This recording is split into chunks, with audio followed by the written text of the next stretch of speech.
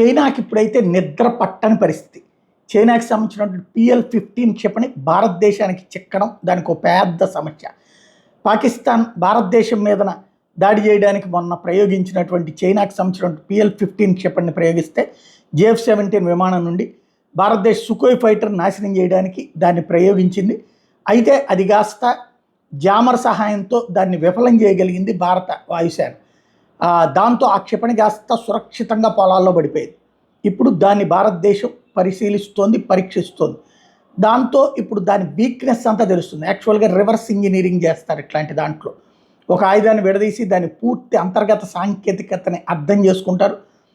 PL-15 క్షిపణిని ఇప్పుడు ఆ వ్యవహారాలన్నీ బయటికి తీసుకొస్తారు.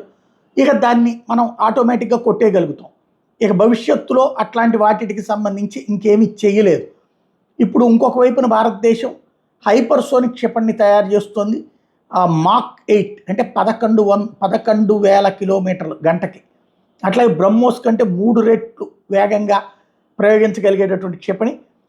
PL-15 అంతకంటే పవర్ఫుల్ అని ఇంతకాలం చెప్పుకొచ్చింది కాస్త అది వీక్ అయ్యి మనది ముందుకు వెళ్తూ ఉన్నటువంటి సందర్భం అన్నది ఇప్పుడు ఓ రకంగా భారత రక్షణలో కీలకం. అదే సందర్భంలో ఇదే క్షిపణిని రేపు పొద్దున అమెరికా అడిగితే, ఇదివరకు కనుక ఇజ్రాయెల్ వాళ్ళు కొట్టుకొచ్చేసినట్టు MiG-21ని తీసుకెళ్ళి అమెరికాకి ఇచ్చేస్తే అమెరికా దాన్ని గిఫ్ట్గా ఇచ్చింది వేరే సూపర్సోనిక్ది. అట్లాగేమన్నా మనకు ఆఫర్ చేస్తుందో అప్పుడు మనం ఇవ్వాలా లేదా ఆలోచించాలి.